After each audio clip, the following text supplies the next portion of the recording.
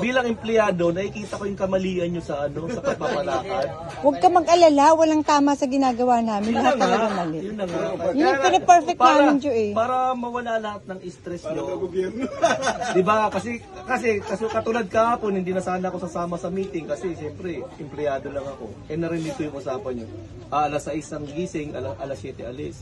Di, siyempre, ako bilang empleyado, kailangan kong pumasok ng maaga kasi siyempre para ma-prepare ko yung mga trabaho ko. Ngayon, nakita ko kasi na pati kayo nai-stress sa pag-ooras nyo. Ngayon, ang gawin nyo ngayon, pag nag-meeting kayo, aalis kayo bukas. Ganito aalis tayo bukas, pero walang oras Kung ano oras tayo magising, kung ano oras tayo makatapos kumain, saka tayo aalis. Para walang stress lahat. Diba? Si happy lang, di ba? Walang kahit matulog ka dyan. Kasi ang usapan, diba? Yung budget naman, reklamo mo yung budget. Budget. Hindi, dito wala akong... Hindi. Ay, kanina kasi itong problema. Ito problema. Nag-usap kami nung ano. Gusto mo, may sinasabi si Agent John. Parang tontuwa ka.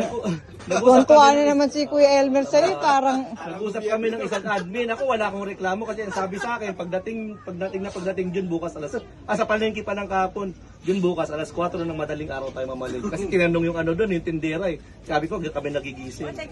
Tapos, ito na yung chairwoman. May sinasabi si John. Ulitin mo, John. Hoy. Budget. Ulit na naman. Di, para talaga kayong Kuya, gobyerno. Kuya. Isa-isa yung kaya hindi natatapos yung ano nyo.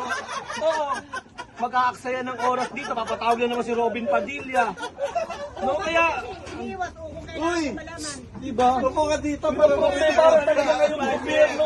Kaya pala yung Pilipinas Walang kaunlaran eh, no? Walang kaunlaran O sige, tuloy. Ay mo, nandiyan na. Oh. Ito katulad kagabi, andito na kayo, nag-meeting na kayo. Yung isa, nagsabi na mamamaligi kami ng alas 4 ng madaling araw. Di ako, bumising ako ng alas 3. Ngayon, hindi ko lang alam kung saan yung bahay ng admin. Uy, tika, nagsasalita. Oh, di ba? Makinig ka kasi. Kaya lang, kahit alam ko yung bahay ng admin, dadaan pa pala sa budget. Pambira, yung budget alas 7 pa magigising. Oy! Excuse me, anytime katukin niyo ako. Hindi pa alam yun. Kaya masabi ko, hindi, kanina yung admin, nahihiyang kumatok, sabi ng TV mo, katukin mo na, tapos din sa inyo kaya hindi rin makakatok. Biruin mo ang sagot. Anytime katukin nyo.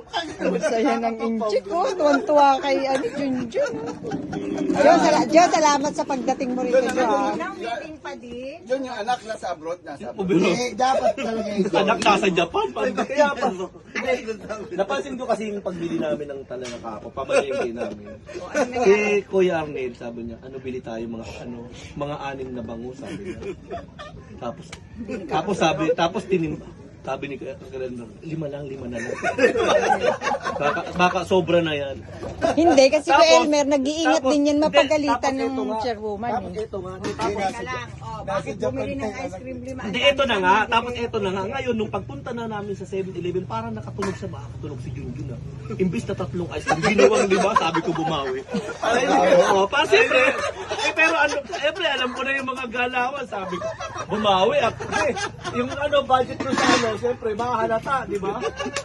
Kaya sabi ko, ginawang 5. Tapos tinanong pa ako kunwari. Okay na ba yung 5? Sabi ko, magpapakita ka na para makabawi-bawi na. Tapos ito pa, dapat hindi kami bibili ng soft drink sa 7-Eleven kasi mahal daw. Pagdating namin sa 7-Eleven, dito ka na bumili. Doon na bumili lahat. Sabi ko, nagpakitang gila.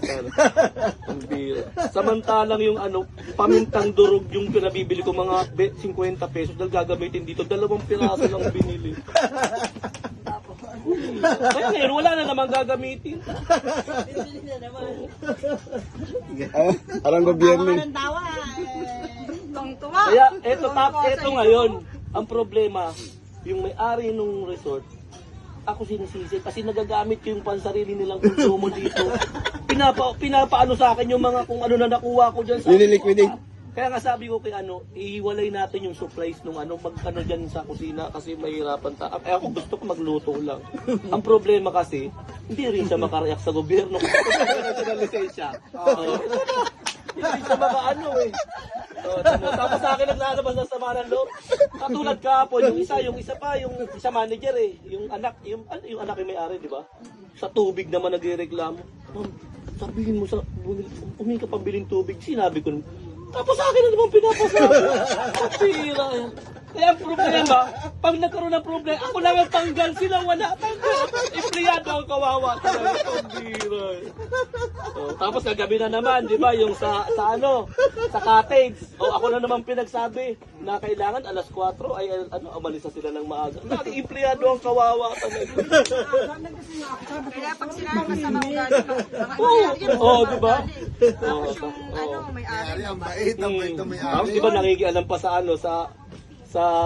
sa pagpapatupad dito, wala naman siyang alam kasi yung ang mga empleyado. Kami hindi mo talaga maiwasan, sasagutin mo talaga yung mo yun kasi na yung damdamin. Kaya nga ako yung, tsaka minsan, Ano pa? tapos di minsan pag nagluluto ako dyan, Sige, labas mo eh. pag nagluluto ako dyan, walang bantay kasi mga tulog pa kayo. Yung itlog, iniipon ko dyan para bilangin nyo kung may kulang. Wala. Ha? Yun na nga ang problema kasi may kasangkot minsan. Talagang linalaglag yung mga empleyado. Ay, O yung anak sa Japan. na nasa Japan, kaya nga ibiray mo yung